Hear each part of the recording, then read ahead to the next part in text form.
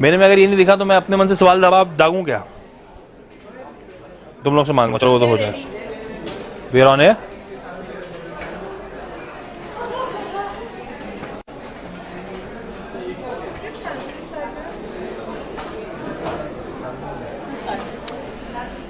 नमस्कार, मार्केट का पंचनामा में आपका स्वागत है। और मैंने कल मेंशन करा था, हर्षदा कह के जा रही थी कि वो छुट्टी पे निकल रही हैं, आधे दिन में ही वो निकल चुकी हैं, तो आज मैं अकेले ही यहाँ पे खड़ा हुआ आपको नजर आऊंगा, लेकिन मदद उतनी करने वाला हूं आपकी। तो जहां तक फ्राइडे का सेशन था, क्विकली सम अप कर देता हूं आपके लिए आज का एक्शन। सरप्राइजिंग था कि हफ्ते का एंड आ रहा था, पिछले 2 दिनों से कुछ ठंडक पड़ रही थी बाजार में, लेकिन हफ्ते के आखिरी दिन कोई फर्क नहीं, मोमेंटम वापस स्ट्रांग हुआ। लार्ज कैप्स में बाइंग और लार्ज कैप्स में खासतौर पर बैंक्स और आईटी, इन दोनों पॉकेट्स में अच्छी बाइंग, और ये दोनों हेवी वेट पॉकेट्स हैं, और इनमें बाइंग से आज इंडेक्स वापस 3/4% ऊपर। इनफैक्ट 11,425 11,426 के लेवल्स पे जाकर निफ्टी क्लोज होता हुआ नजर आया है। तो बहुत स्ट्रांग मोमेंटम और चौतरफा खरीदारी थी। तो हालांकि लार्जली लार्ज कैप्स ने मोमेंटम को ड्राइव करा, लेकिन जैसे हम लोग कह रहे थे, आपको याद होगा इस हफ्ते की शुरुआत से जब मैं हर्षदा कर रहे हैं तब कहा था हमने 11,400 या 11,500 का कॉल लेके खड़े रहिए। खड़े थे तो आपने तो बहुत तगड़ा पैसा बनाया है। पहले सीएनबी सिवास का कॉल था 11,200 के कॉल के साथ इस मोमेंटम को चेस करेंगे, उसमें मुनाफा बांधने के बाद हमने 11,400 11,500 की बात करी थी, और देखिए आज हम उन्हीं जोन्स के बीच में आके खड़े हुए हैं। अब बड़ा सवाल पहले मार्केट्स का, फिर आप लोग की क्वेरीज पे जाता हूं। अब क्या, तो हम इंटरनली वैसे भी डिस्कस कर रहे थे मार्केट को लेकर मूड क्या है अब, क्योंकि हम 11,425 के आसपास के स्तरों पर आके खड़े हो चुके हैं। इस सीरीज का सबसे तगड़ा बिल्डअप 11,500 और उसके बाद 11,400 के स्तर पर था, जो मैं लगातार हाईलाइट कर रहा हूं। तो अब लगता है थोड़ा सा वेट एंड वॉच के मोड में जाना चाहिए हमें एज मार्केट पार्टिसिपेंट्स। ऑब्वियस है 11,425 के लेवल्स पर बाय ट्रेड डालने में थोड़ा सा हिचकिचाहट होगी, अगर आप स्क्रीन में एक्टिव ट्रेडर हैं तो ऑब्वियस होगी, होनी भी चाहिए। तो अब सही रणनीति यह है कि थोड़ा सा दबाव का, किसी भी कोई भी मौका मिलता है, डिप्स जो मिलते हैं वो आप खरीदारी करने के लिए यूज कर दें, ना कि इस मोमेंटम को खुलेआम बस तेजी के साथ चेस करना। तो मेरा रिस्क रिवॉर्ड अब फेवरेबल ज्यादा नहीं है, इसीलिए मैं किसी डिप का इंतजार करूंगा। पर फिर मार्केट में इस तरह की तेजी है तो कुछ ना कुछ तो करना चाहिए, आइडल तो बैठ नहीं सकते हैं। तो मुझे लग रहा है जिस तरह का आईटी में बिल्डअप शुरू हुआ है, और आईटी में बिल्डअप जो आज हाईलाइट कर, आईटी में बिल्डअप, सॉरी बताना भूल गया आपको, इन्फोसिस, टीसीएस, विप्रो, कोई आईटी स्टॉक उठाए बैंक्स के अलावा। बैंक्स में तो मोमेंटम इस पूरे हफ्ते देखने को मिला था, आउट परफॉर्मेंस था। बैंक इंडेक्स तो अभी भी लाइफ टाइम रिकॉर्ड उच्चतम स्तरों पर कामकाज कर रहा है, पर आईटी में आज बाइंग देखने को मिल रही है, और ये बावजूद इसके कि रुपया लगातार मजबूत हो रहा है। रुपया ऑलमोस्ट 69 के लेवल्स पे आके खड़ा हुआ है, लोअर लेवल से हाई से रुपया 4% के आसपास अप्रिशिएट कर चुका है। उसके बावजूद आईटी में बाइंग आना, इसका मतलब है कि एफआईआईज की लिक्विडिटी जो है पहले बैंक्स को चेंज कर रही थी, और अब एफआईआईज को एक धंधा जो समझ में आता है, जो हिंदुस्तान में कॉर्पोरेट गवर्नेंस के लिहाज से बहुत इंटैक्ट है, और जहां पे इवेंचुअली सब मानते हैं कि ग्रोथ एक कंसिस्टेंट पेस पे कंटिन्यू करेगी, वो है आईटी। तो रुपए की मजबूती के बावजूद एफआईआईज इस समय आईटी में इन्वेस्टमेंट कर रहे हैं, इस बात का ध्यान रखें। तो अगले हफ्ते की थीम जिस तरह का बिल्डअप हो रहा है, उसे देख के लग रहा है शायद आईटी वो थीम है जो अगले हफ्ते प्ले आउट होती हुई नजर आएगी। तो उस पॉकेट में सिलेक्टिव स्टॉक्स में आप दाव लगाने के मौके ढूंढने, अगर आप ट्रेडिंग का मन रखते हैं और अगर आप डेली एक्टिव हैं स्क्रीन पर, तो खास तौर पर उनके लिए कि आप लग रहा है आईटी में बिल्डअप। और मार्केट में मैं किसी भी करेक्शन का इंतजार करूंगा फ्रेश एंट्री के लिहाज से। तो ये तो मोटा मोटी मार्केट का मूड सेट करने की कोशिश थी। अच्छा, जब तक वो विंडो खुले आप लोग के सवाल जवाब की, तब तक अगला हफ्ता आपको बताता हूँ एक ट्रंकेटेड वीक रहने वाला है, यानी कि एक छोटा हफ्ता है जिसमें थर्सडे को तो होली के चलते हॉलीडे रहने वाली है, और अगला हफ्ता बड़ा इंपॉर्टेंट है डोमेस्टिक और इंटरनेशनल दोनों इवेंट्स के लिहाज से। अब डोमेस्टिकली तो इंपॉर्टेंट इवेंट सबसे इंपॉर्टेंट होगा जीएसटी काउंसिल की जो मंगलवार को बैठक हमारे सामने खड़ी है, और इंटरनेशनल मार्केट्स में फेड की 2 दिनों की बैठक ट्यूसडे को शुरू होगी, वेडनेसडे देर रात आउटकम आएगा। तो पिछली बार जो फेड बड़ा डविश साउंड कर रहा था, यानी कि दरें बहुत एग्रेसिवली बढ़ाने की जरूरत नहीं है, अर्थव्यवस्था की दिक्कतें हैं, अगर वही कमेंट्री रही तो बाजार खुश होगा कि लिक्विडिटी साहब अभी भी और आने वाली है सेंट्रल बैंकर्स की तरफ से। दूसरा इंपॉर्टेंट इवेंट है ब्रेक्जिट। अब वो मुसीबत सर खड़ी हुई है, 29 मार्च डेडलाइन है यूके को यूरोजोन से बाहर जाने की, और उधर इशू ये है कि अब तक कोई यूके के पार्लियामेंट में सहमति नहीं बनी है, तो वहां पर भी बुधवार को वोटिंग होनी है यूके के एमपीज के बीच में, और ये इसीलिए कि ये लोग वापस यूरोजोन के पास जाएं इस डेडलाइन को एक्सटेंड करने के लिए या नहीं। तो ये सब इंपॉर्टेंट ग्लोबल इवेंट्स हैं जिन पर हमें अगले हफ्ते रडार पर रखना है, अगले हफ्ते नजर रखनी है। अच्छा, डीएलएफ पे व्यू गिरिजा पांडे जानना चाहते हैं। गिरिजा जी, अब डीएलएफ में आपने क्योंकि नेक्स्ट वीक करके सवाल का एंड करा है कि डीएलएफ पे व्यू, तो डीएलएफ के लिए अब मैं तो डीएलएफ वो ब्रॉडली व्यू तो ये था कि डीएलएफ एसेट जब बेचा था तमाम इश्यूज खत्म कर रहे थे, केवाईसी में मैंने मैनेजमेंट से बातचीत करी थी तो कॉन्फिडेंस बढ़ गया था। कि डीएलएफ को लेकर सबसे बड़ा इशू हम लोगों ने क्या बनाया था, बैलेंस शीट के कंसर्न्स हैं, वो डेट जो बहुत तगड़ी है, हालांकि डेट इक्विटी के लिहाज से बहुत फिर भी बेटर प्लेस थी, लेकिन एब्सोल्यूट डेट बड़ी थी, तो कंसर्न वो था। डीएलएफ ने करार कर लिया, वो सारा सेट कर दिया, डेट रिड्यूस हो गई, उसके बाद स्टॉक रीरेट मीनिंगफुली होके ही नहीं दिया था, क्योंकि वो real estate as a space को लेकर हमने सवालिया निशान उठाए थे कि डिमांड नदारत है, इस तरह के सवाल उठे थे। अब वो फाइनली डीएलएफ रीरेट होना शुरू हुआ है, अब वो फाइनली सीएलए से जैसे ब्रोकरेज आके सेल से सीधे बाई की बात कर रहे हैं, तो डीएलएफ के लिए है तो हालात सुधर रहे, और सरकार जो लगातार हाउसिंग और बढ़ावा देने की कोशिश कर रहा है real estate as a space को, ये सब पॉजिटिव है डीएलएफ के लिए। तो इवेंचुअली ये स्टोरी पिकअप होनी चाहिए। अब इश्यू आपने क्योंकि अगला हफ्ता कर दिया, इसलिए मैंने सवाल को उस पॉइंट को हाईलाइट करा था कि मंगलवार को अब जीएसटी काउंसिल की बैठक है, जिसमें हालांकि इलेक्शन कमीशन तो हरी झंडी दी है कि आप लोग कर सकते हैं आचार संहिता के बावजूद जीएसटी काउंसिल की बैठक। अब उस जीएसटी काउंसिल की बैठक में वाकई क्या सारे अपोजिशन वाले स्टेट जो हैं वो भी सहमति रखेंगे कि अब अंडर कंस्ट्रक्शन प्रॉपर्टी, जो बाजार उम्मीद करके चल रहा है, तो अंडर कंस्ट्रक्शन प्रॉपर्टी वगैरह में भी स्लैब्स रिड्यूस होते हुए नजर आएंगे। ये वीकेंड फिर मेरे लिए खबरें उस लिहाज से आती रहेंगी, कोई केरला का एफएम कुछ कह रहा है, पंजाब के एफएम से कुछ और स्टेटमेंट आ रहे होंगे, आप जानते ही कैसे वर्कआउट करता है अपोजिशन, तो ये सब मूड खराब करने का काम करेंगे। और अब जब इस रैली को मैं प्ले आउट कर चुका हूं उस काउंसिल की बैठक से पहले, तो मेरे लिए मंडे को फ्रेश एंट्री बनती नहीं है, इसीलिए मैं नेक्स्ट वीक के लिए स्पेसिफिकली अलग जवाब दे रहा हूं। डीएलएफ एज अ कंपनी को लेकर मैं अलग पर्सपेक्टिव रख रहा हूं। हाँ, ना सिर्फ जीएसटी काउंसिल, डीएलएफ के लिए एक और इंपॉर्टेंट बात, वो रीट्स खुल रहा है, रियल एस्टेट इन्वेस्टमेंट ट्रस्ट, वो आईपीओ पहला हिंदुस्तान का, एम्बेसी का। तो अब वो एम्बेसी मेरे लिए एक टेस्टिंग वाटर होगा, पहला रीट्स, पब्लिक कितना हाथों हाथ खरीदती है, देश के 4 बड़े शहरों में इनकी कमर्शियल प्रॉपर्टीज हैं, जिसको अब वो वहां से वो रीट्स लेकर आए उसके जरिए, ट्रस्ट के जरिए। तो आपको देखना है किस तरह का रिस्पांस मिलता है, क्योंकि अगर यहाँ पे वैल्यू अनलॉक होती है किसी एक की, तो लंबी लाइन लगी हुई आप जानते हैं। प्रेस्टीज एस्टेट्स के पास बड़े अच्छे रेंटल प्रॉपर्टीज हैं, कमर्शियल रेंटल में, ओबरॉय के पास, ये सब धीरे धीरे करके मेरे लिए एक वैल्यू अनलॉकिंग का जरिया बन सकता है इन कंपनीज के लिए। और इसीलिए भी आपने पिछले कुछ दिनों में रैली आती हुई देखी है इस आईपीओ से पहले। तो अब ये सब कीनली वॉच आउट करना पड़ेगा, और कहने का ये मतलब है कि ये अब एंट्री पॉइंट नहीं है डीएलएफ के लिए, अगर वीक के पर्सपेक्टिव के साथ उतर रहा हूं। अब उसमें गिव एंड टेक हो सकता है जीएसटी काउंसिल फैसला सुना दे, हो सकता है वेडनेसडे को तेजी आ जाए, आपके आशीष जी आपने तो मिस करा दिया, पर रिस्क रिवॉर्ड सर फेवरेबल नहीं है। तो अब वो फ्रेश एंट्री का समय नहीं है। बाकी डीएलएफ को लेकर मैं बुलिश हूं, अगर रियल एस्टेट स्पेस पिकअप होने, तो डीएलएफ ने अपने बैग एंड बैगेज को काफी हद तक खत्म करा है। इन्फोसिस, एवर रेड्डी, व्यू चाहिए medium, short to medium term का। मयूर जी बोल रहे हैं, मयूर जी आईटी के लिए तो अभी मैं शायद मार्केट जब समअप कर रहा था, मैं बता रहा था आईटी के लिए किस तरह से नजरिया अब बदल रहा है।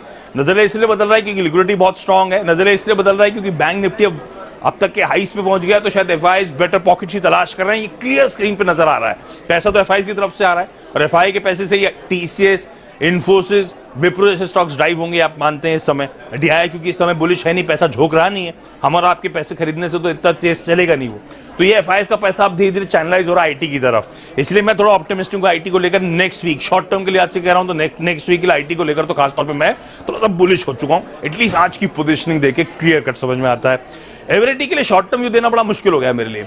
अब एवरेडी तो बिकने के लिए कगार पे खड़ी है। मैनेजमेंट को मैं केवाईसी में बुला चुका हूं, न्यू ईयर कंपनी जो शो है हम लोग 1:30 बजे करते हैं, उसमें मैनेजमेंट आ नहीं रहा है, क्योंकि रिपोर्ट से सजेस्ट करती है कि मैनेजमेंट ने अपना स्टेक ऑन द ब्लॉक रख दिया है। अब ये जो बेचने वाला स्टॉक होता है ना, इसमें फिर फंडामेंटल्स तो गायब हो जाते हैं। खबरें आएंगी कि फला जी खरीदने को तैयार हैं साहब, इतने प्रीमियम पे खरीदने वाले हैं, तो स्टॉक चल जाएगा। खबरें आएंगी कि 2 लोग थे और डील कैंसिल हो रही है, वैल्यूएशन बड़े महंगे हैं, स्टॉक पिट जाएगा। तो इसमें फंडामेंटल्स है नहीं सर, रिपोर्ट आज जो होता रहेगा, रिपोर्टिंग होती रहेगी, उस पर ड्राइव होगा ये स्टॉक। बिजनेस तो दिक्कतों में है ही है, इसीलिए बिकने की कगार पे भी खड़ा हुआ है। ये जो लेड बैटरीज हैं, इनके धंधे को तो इम्पैक्ट पड़ा ही है, ऑब्वियसली आप जानते हो। ये सब इश्यूज हैं, तो एवरेडी मेरे लिए नो होगा, नो गो एरिया कहते हैं ना, नो गो एरिया होगा। ट्रेडिंग के लिए कोई खबर मुझे पहली पता चल जाती है, पेपर में आ जाती है, उस दिन मौका सही पड़ जाता है तो अलग बात हो गई। अदरवाइज अब इस समय मीडियम टर्म का व्यू एवरेडी में तो बनता नहीं है, इन्फोसिस में जरूर शॉर्ट और मीडियम टर्म का व्यू बनता है सर। होप आपका आंसर हो गया होगा।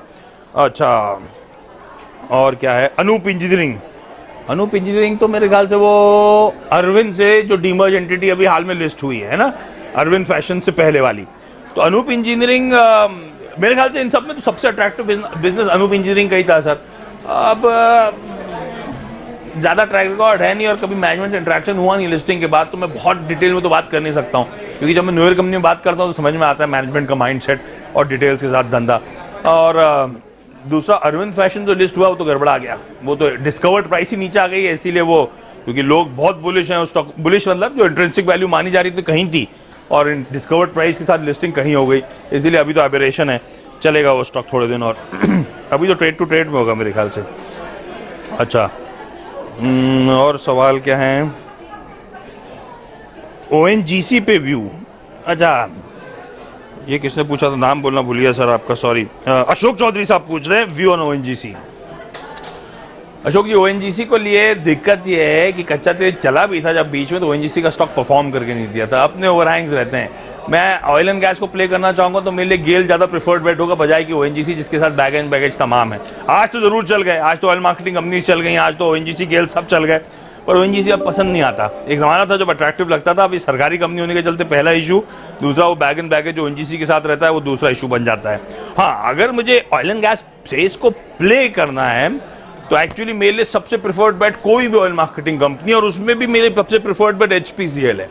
HPCL इसीलिए क्योंकि ये pure play oil marketing company, BPCL ने तो अपने एक्सप्लोरेशन का तमाम धंधा खड़ा कर लिया है, तो उससे आपसे सेफर बेट हो जाती है, ये भी बात ध्यान रखें। लेकिन मैं इस समय खेलना चाहूंगा जो वैल्यूएशन गेम है, जो डिविडेंड अट्रैक्टिवनेस हो चुकी है, और जब रिजीम चेंज हो जाएगा, क्लैरिटी आ जाएगी, तो शायद मोमेंटम ये स्टॉक्स वापस गेन करेंगे और बाजार इसी होप के चलते आप लो लेवल से स्टॉक्स पे रिकवरी आना देख रहे हैं। रुपया जो मजबूत हो रहा है वो भी फायदा देता है, हालांकि कच्चा तेल उसको डिस्काउंट कर रहा है, $67-68 के आसपास है, लेकिन कच्चे तेल में उछाल पे एक ट्रम्प साहब के वॉचडॉग बैठे हुए हैं, जहां उछलता है आपने देखा कि उनका ट्वीट आ जाता है, कच्चा तेल ठंडा पड़ जाता है, तो ये सब पॉजिटिव्स है। पर हमारे लिए इस समय सबसे इंपॉर्टेंट है वो रिजीम चेंज होती है नहीं होती है, पॉलिटिकल एनवायरनमेंट कैसा रहता है। 1 रुपए क्या घटाए थे डीजल पेट्रोल की कीमतें, और वो आप जानती है 1 लाख करोड़ से ज्यादा का मार्केट कैप इन तीनों कंपनियों ने गवा दिया था। पर अब मुझे लगता है दैट इज पास, हिस्ट्री है। अब बाजार का कॉन्फिडेंस लौट रहा है कि नहीं साहब, रिजीम चेंज में ऐसा ना, या तो करंट डिस्पेंसेशन ही कंटिन्यू करेगी या फिर इन पे बहुत ज्यादा गाज गिरेगी नहीं, और वैल्यूएशन वाइज अट्रैक्टिव तो हो ही चले इस करेक्शन के बाद। इसीलिए अगर ऑयल एंड गैस इसको प्ले करना है तो ना कि ONGC बल्कि कोई ऑयल मार्केटिंग कंपनी अपना प्रेफर्ड बेट चुन लें। थोड़े से रिस्क अवर्स हैं तो BPCL, थोड़ा रिस्की इन्वेस्टमेंट चाहेंगे तो HPCL। उस लिहाज से आप अपना कॉल ले लें सर। अच्छा, HDFC दिनेश पांडे। दिनेश जी, HDFC में तो सवाल की जरूरत ही नहीं है, ये तो पोर्टफोलियो की कोर होल्डिंग वाला स्टॉक है। HDFC ट्विंस दोनों ही, HDFC बैंक, इसमें तो मुझे कोई इशू है ही नहीं, इसमें सोचने वाली बात नहीं है, इसे तो रखें सर अगर पोर्टफोलियो में रखना है। कैपेसिटी इंफ्रा, SCI और डेल्टा कॉर्प पे लॉन्ग टर्म व्यू राकेश सेवक जी। राकेश जी हाय। अब राकेश जी, कैपेसिटी इंफ्रा एक डिसअपॉइंटमेंट रहा है मेरे लिए। IPO के टाइम से बड़ा क्लोजली ट्रैक करी है कंपनी मैंने। कंस्ट्रक्शन स्पेस में एक niche high rise, very high rise buildings बनाने के लिए जानी जाती है। तो आप बड़े बड़े अगर मुंबई, दिल्ली, अब तो खैर भोपाल जैसी जगहों पे भी आप मल्टी टावर्स देखते होंगे 20-20 माले से बड़े, वो उस तरह के टावर्स 20 माले या 20 माले से बड़े टावर्स बनाने के लिए, कॉन्ट्रैक्ट लेने के लिए कंपनी जानी जाती है।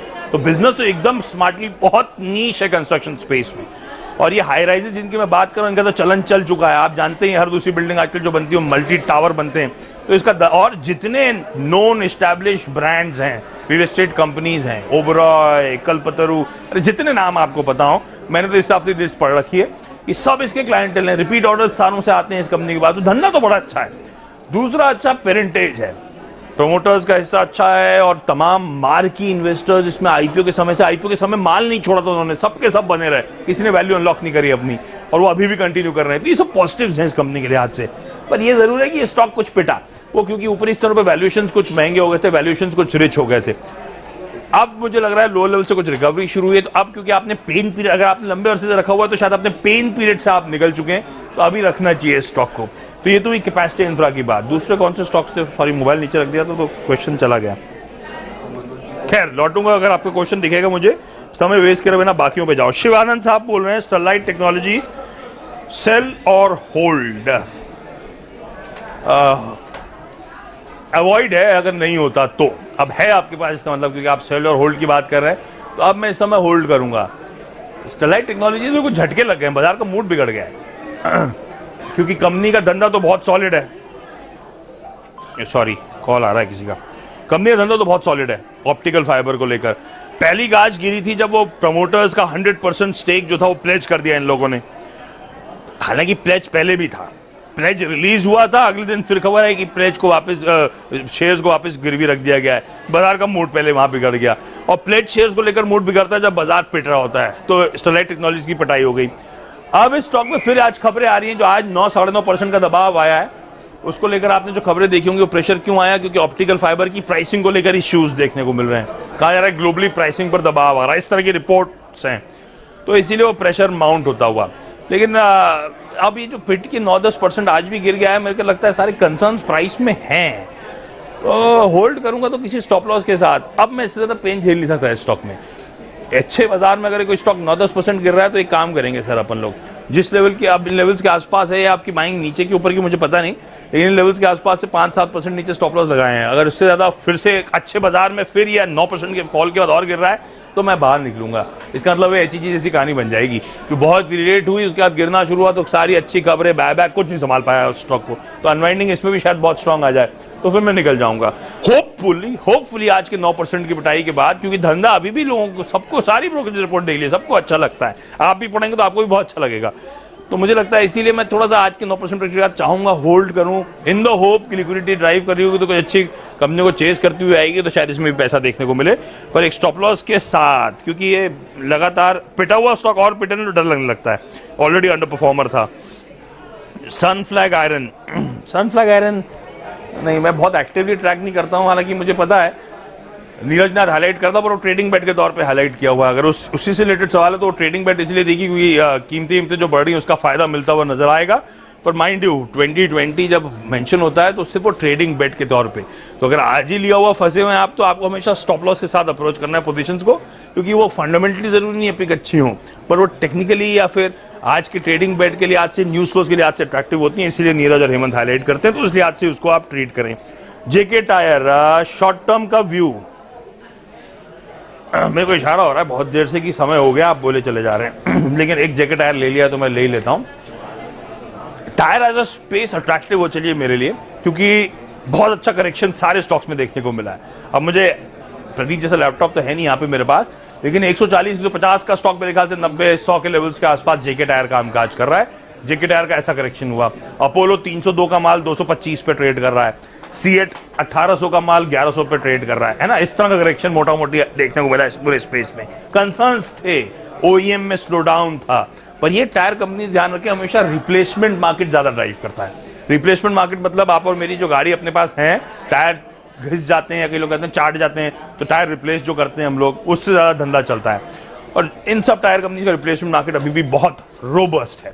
अब ओईएम्स की बात, ओईएम्स मतलब original equipment manufacturers, Maruti, Mahindra, ये लोग जो फैक्ट्री में गाड़ी बनाते हैं तब टायर लगाते हैं, तो इन सब के मार्की क्लाइंट्स होते हैं। ये ओईएम्स के हालात सुधरने के इंडिकेशंस है, इसलिए आपने देखा ऑटो में रह रहे कि कुछ बाइंग आ रही है, क्योंकि सारा पेन लग रहा है, प्राइस में ऑलरेडी आ चुका है, स्लो डाउन देखने को मिला था। मैं जब भी किसी auto ancillary company, auto company से बात कर रहा हूँ, नो योर कंपनी में, तो इंडिकेशंस ये आ रहे हैं कि आने वाले 2-1 महीने में हालात सुधरना शुरू होंगे। तो अब तो टायर कंपनी को वैसे भी छोड़ने का लॉजिक है नहीं। हम लोगों ने रिपोर्ट करा था कल परसों की रबर की कीमतें 3 हफ्तों के लोस पे आके खड़ी हुई है, उसमें करेक्शन देखने को मिल रहा है। कच्चा तेल उम्मीद है कि 67-68 के ज्यादा बियॉन्ड जाएगा नहीं, तो इनकी कॉस्ट प्रेशर्स कंट्रोल में रह सकते हैं, है ना। एंटी डंपिंग ड्यूटी लगा दी है सरकार ने, चाइनीज इंपोर्ट जो सबसे ज्यादा डंप कर रहा था इस बाजार को, रिप्लेसमेंट मार्केट में 30% मार्केट शेयर ले गया था, एंटी डंपिंग ड्यूटी 5 साल के लग गई है, उसका फायदा मिलना है। तो ये सब टेलविंड्स हैं, ये सब फायदा देने वाली है इन कंपनीज को, इसीलिए मुझे लगता है। और एक और चीज, ऑटो स्पेस के लिए सबसे बड़ा डिस्ट्रप्शन क्या है इस समय? इलेक्ट्रिक व्हीकल्स, है ना। कौन कितनी टेक्नोलॉजी लाएगा, कौन कितना माल बेच लेगा, और फिर ऑटो एंसिलरीज क्या करेंगी उसमें, क्योंकि जब इलेक्ट्रिक व्हीकल्स आएंगी तो आज जब इतने एक्स कंपोनेंट्स लगते हैं तो उससे कहीं कम कंपोनेंट्स लगेंगे ई व्हीकल्स पे। पर टायर कंपनीज को कोई फर्क नहीं पड़ता इससे, किसी की गाड़ी बिके, इलेक्ट्रिक व्हीकल बिके या कोई कन्वेंशनल फ्यूल वाली गाड़ी बिके, यानी कि डीजल पेट्रोल वाली गाड़ी बिके, टायर लगने हैं साहब।